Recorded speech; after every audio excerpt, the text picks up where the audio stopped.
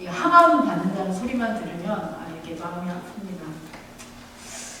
아직까지 네, 상처가 아직 남아 있어서 누군가가 이렇게 항암 치료를 받는다고 하면 제 일처럼 제 또 가족의 일처럼 그렇게 되어서 제가 좀 마음이 그렇습니다. 여러분이 이해해 주시기를 바랍니다. 네, 우리 그럼에도 불구하고 말씀을 전해야 되는 사명이 또 저한테 있으니까 말씀 전하겠습니다. 우리 계속되는 한파 속에서도 성도님들의 가정과 일터를 지키신 하나님의 은혜를 찬양합니다. 올겨울 유난히 눈 많이 오고 있죠. 네, 그래서 다들 많이 힘드신 상황 가운데 있습니다. 또 너무 춥습니다. 추운 날들이 너무 길어서 이런 혹독한 시기를 우리 모두 잘 보내고 있어서 감사한데, 이런 혹독한 시기를 거쳐 우리에게 다가올 올해의 봄은 더 기다리게 되고 기대하게 됩니다. 이런 계절을 통해서 주시는 깨달음처럼 믿음과 회개는 고난 속에서도 복음을 붙드는 용기를 포함합니다. 이런 은혜가 오늘 우리 모두에게 있기를 축복합니다. 제가 서론의 주제를요, 선물인가 천부인가 이렇게 잡아봤습니다. 제가 2주 전에 예수 그리스도 십자가의 복음이라는 주제로 복음의 객관적 사실을 확인했습니다. 그 말씀에 대해서 증거했습니다. 왕이신 예수님이 우리 대신 죽었다는 이 놀라운 사실은 분명 하나님이 주신 선물입니다. 그런데 오늘 이 본문은요, 이 선물 앞에 선 우리에게 무거운 질문을 던지고 있습니다. 여러분은 이 복음이라는 선물에 어떻게 반응하실 생각이십니까? 이러한 질문입니다. 많은 분들이 복음을 천국 티켓 정도로 생각하고 복음을 받았다 싶으면 주머니에 넣어버립니다.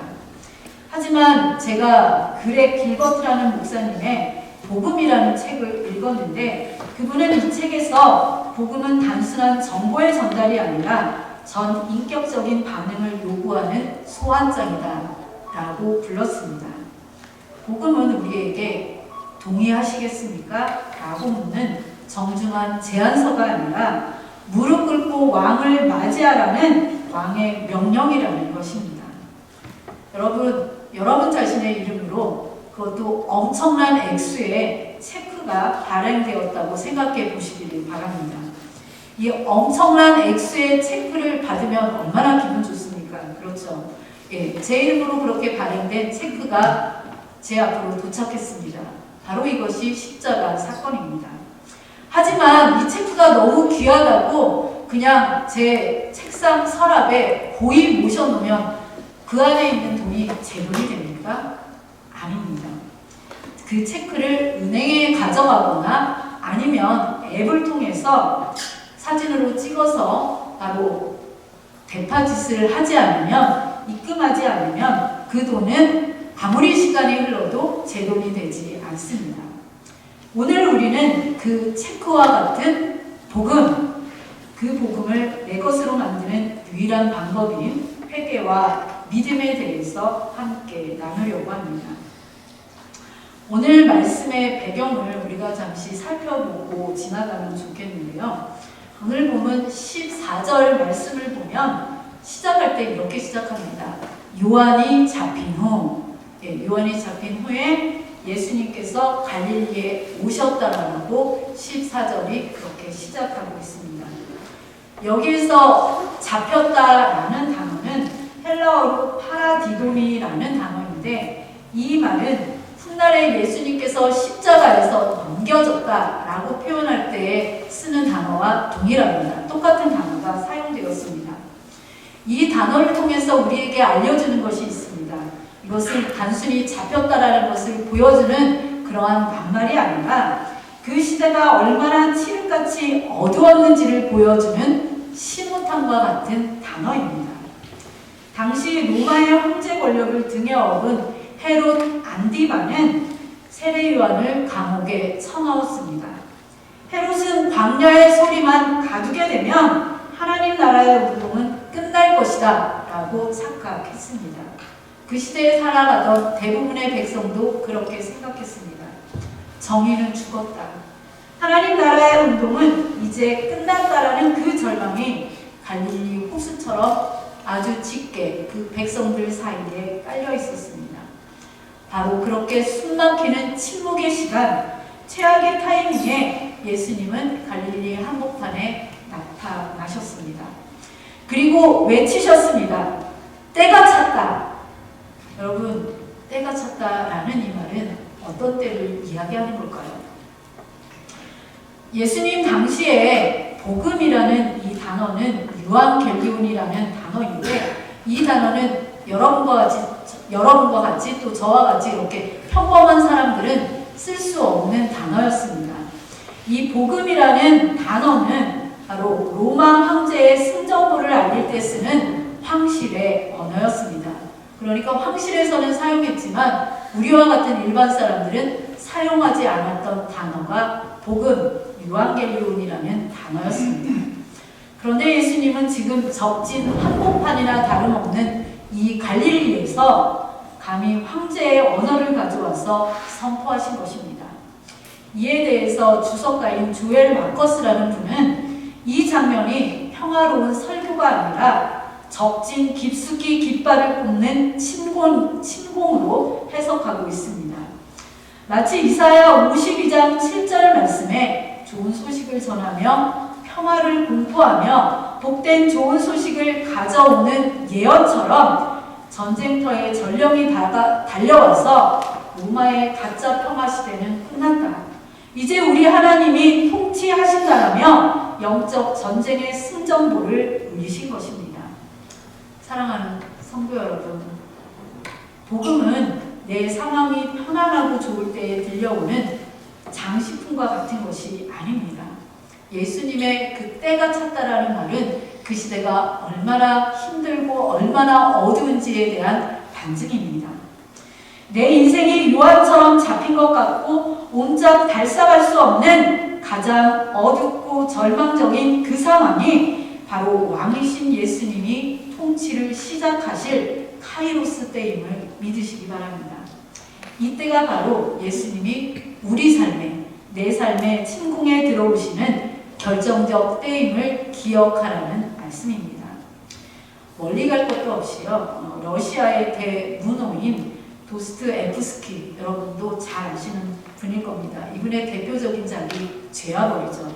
제가 중학교 때 그 책을 읽었는데요, 커피 마시고 읽었습니다. 얼마나 어렵고 그럼에도 불구하고 소설책이긴 해서 끝까지 읽기는 했는데, 지금 생각하면 원정신을 읽었는지는 잘 모르겠는데, 그 책을 썼던 이 도스토옙스키도 바로 그런 잡힘의 시간을 보낸 사람이었습니다.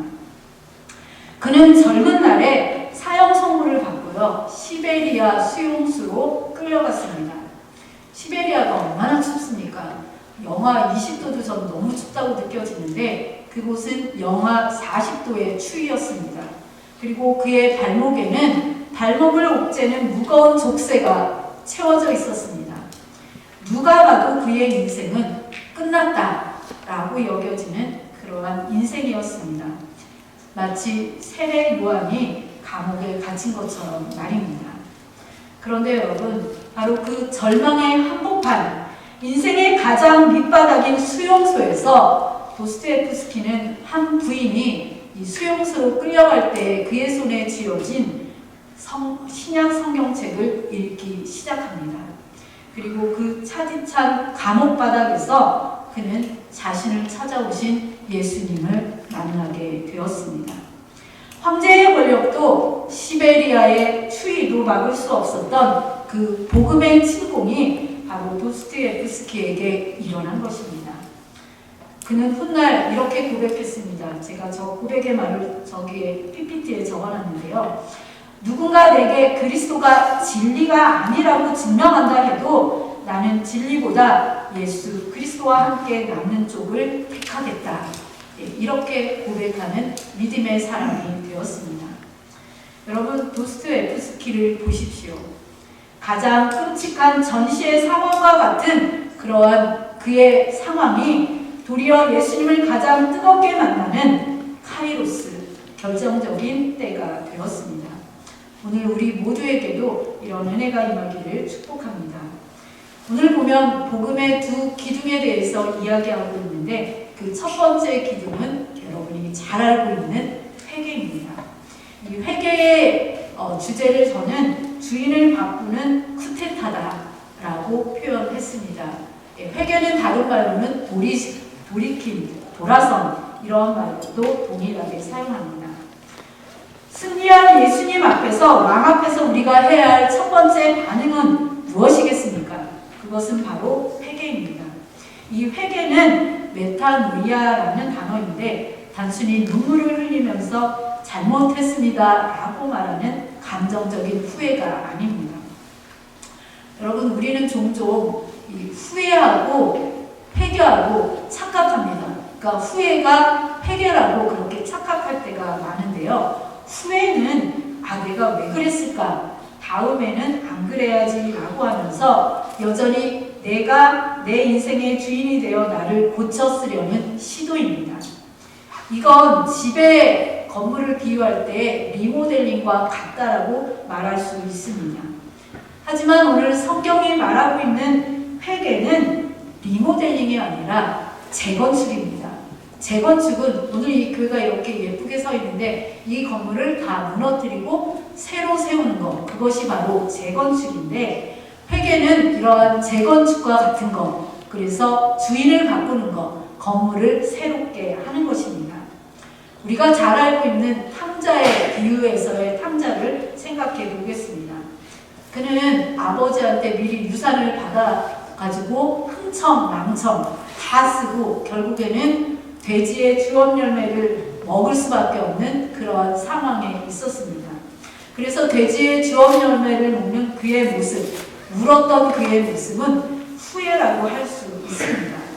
그러나 그가 그 상황에서 내가 내 아버지의 품분으로 있는 것이 지금 이 상황보다는 낫겠다라고 하면서 결단하고 일어나서 방향을 바꾸어 아버지께로 달려가는 것, 그것이 바로 회개입니다. 그래서 회개는 단순히 죄를 미워하는 감정이 아닙니다. 나를 향해 있던 삶의 핸들을 꺾어서 예수님께로 향하게 하는 의지적인 항복입니다. 내가 쥐고 있던 통제권을 내려놓는 주권 이양식이라고 할 수 있습니다. 제가 좋아해서 자주 인용하는 20세기 최고의 기독교 지성인 C.S. 루이스는요, 이 회개를 집주인을 바꾸는 것이다 라고 비유했습니다. 많은 우리 성도님들이 예수님을 손님으로 모실 때가 많습니다. 그래서 주일에는 예수님 안방에 들어오세요. 예수님 제가 잘 대접해 드릴게요. 이렇게 말합니다. 하지만 평일이 되면 예수님 이 방에는 저의 직장, 돈, 자녀 문제가 있는데 이거는 제 사생활입니다. 그러니 이 문은 제가 잠그겠습니다 라고 말할 때가 많습니다. 이러한 모습은 진정한 회개가 아닙니다. 회개는 예수님께 나의 집에 마스터키를 드리는 것입니다. 거실뿐만 아니라 내가 감추고 싶은 지하실, 내 자존심이 숨겨진 다락방까지 모든 방의 열쇠를 예수님께 건네드리면서 주님, 이제부터는 이 집의 주인이 제가 아니라 주님이십니다. 마음대로 고치시고 마음대로 쓰십시오. 이렇게 고백하는 것이 진짜 회개입니다. 혹시 여러분 손에 아직도 움켜쥐고 있는 열쇠가 있으십니까? 신학자 로버트 스타인이라는 분은 오늘 본문의 배경을 설명하면서 이 복음을 믿으라는 말은 로마 황제가 아니라 예수님이 진정한 황제임을 인정하고 충성을 맹세하라는 정치적 선언이라고 말하고 있습니다. 그래서 회개는 우리의 인생의 왕자에서 나 자신과 세상을 끌어내리고 예수님을 그 자리에 앉히는 거룩한 쿠데타다라고 이야기합니다. 우리는 죄와 평화롭게 지내는 평화조약을 맺고 있습니다. 하지만 오늘 말씀은 죄와의 전쟁을 선포하라는 것입니다. 이것이 바로 회개입니다. 그래서 여러분에게 이번 한 주간을 살아가면서요, 매일 아침 눈을 뜨자마자 하실 일 하나를 드리겠습니다. 그것은 바로 왕자 점검입니다. 나의 마음의 왕은 누구신지를 점검하는 시간인데요. 침대에서 내려오시기 전 1분만 이렇게 고백하십시오.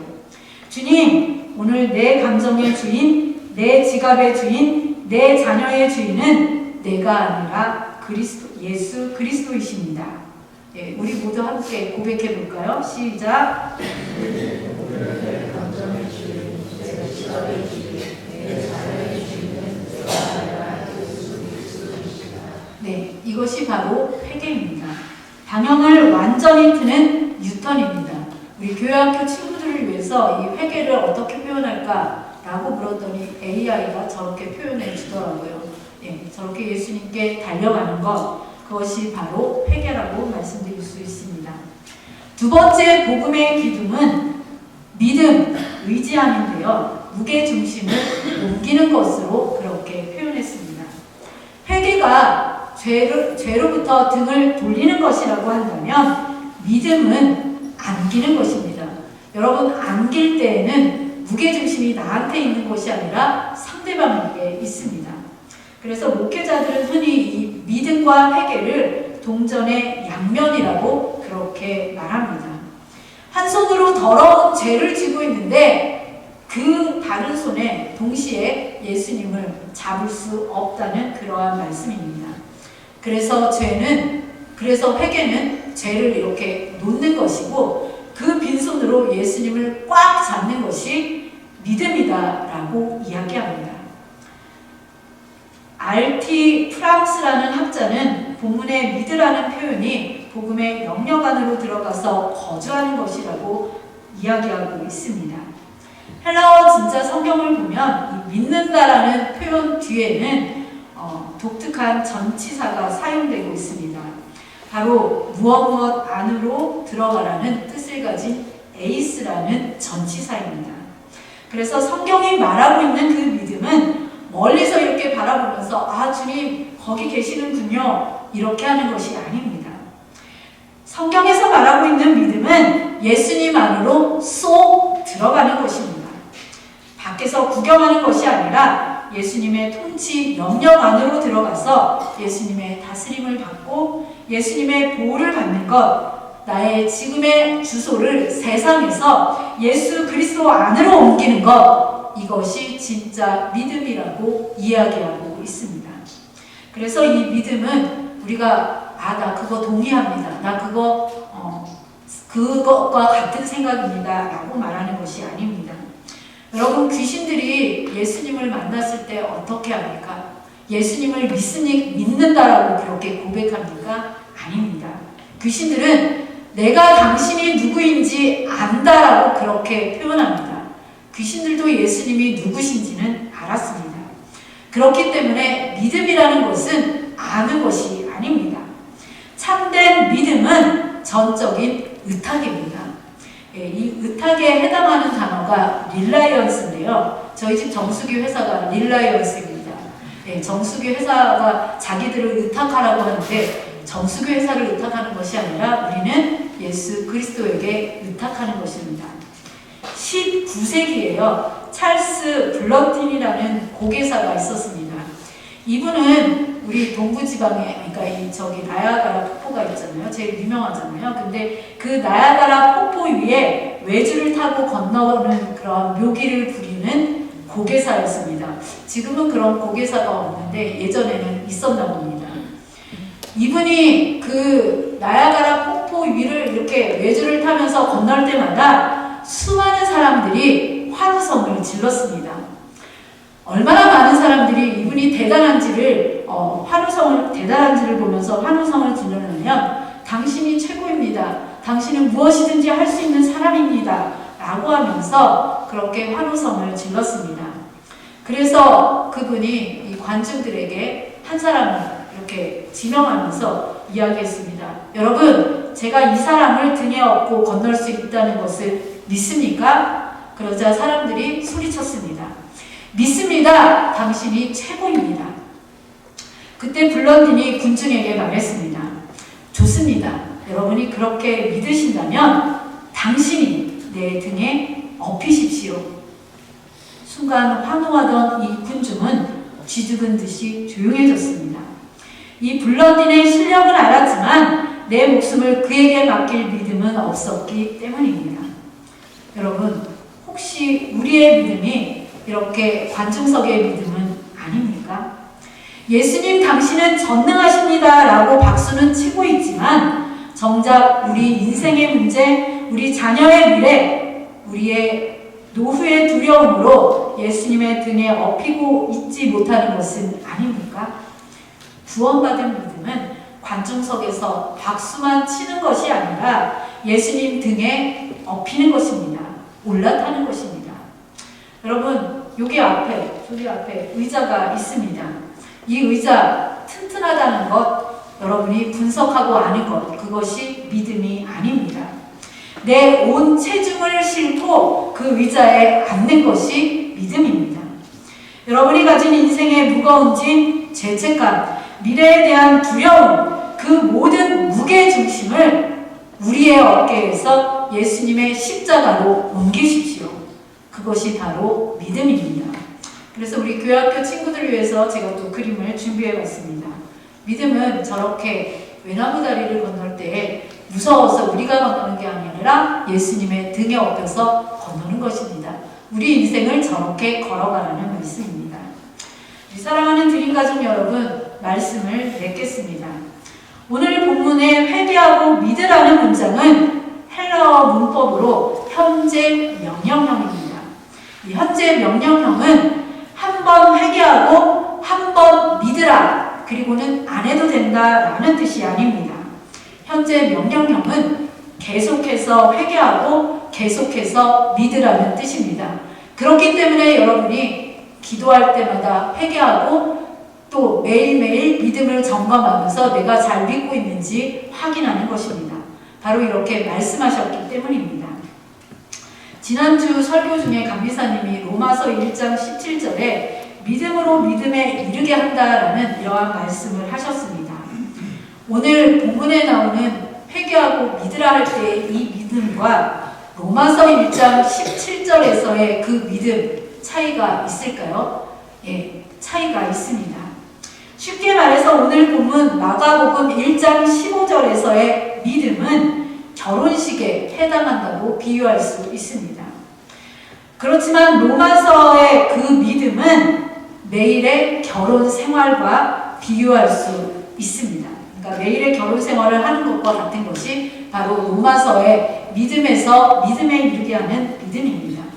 네, 여러분 생각해 보십시오. 여기 결혼식만 하고 그 다음에 같이 안 사는 부부 있습니까? 아니죠. 결혼식 하고 같이 계속 살아가는 게 바로 부부 생활입니다. 그런 것과 마찬가지로 왕이신 주님 앞에 무릎을 꿇는 회개와 주님께 내 삶을 거는 믿음은 우리가 일회성 이벤트 한 번만 믿고 마는 것이 아니라 한 번만 회개하고 마는 것이 아니라 매일 숨쉬듯 계속되어야 하는 삶의 방식입니다. 종교개혁자 칼빈은 이를 위해서 옛사람 죽이기와 새사람 살리기라고 표현했습니다.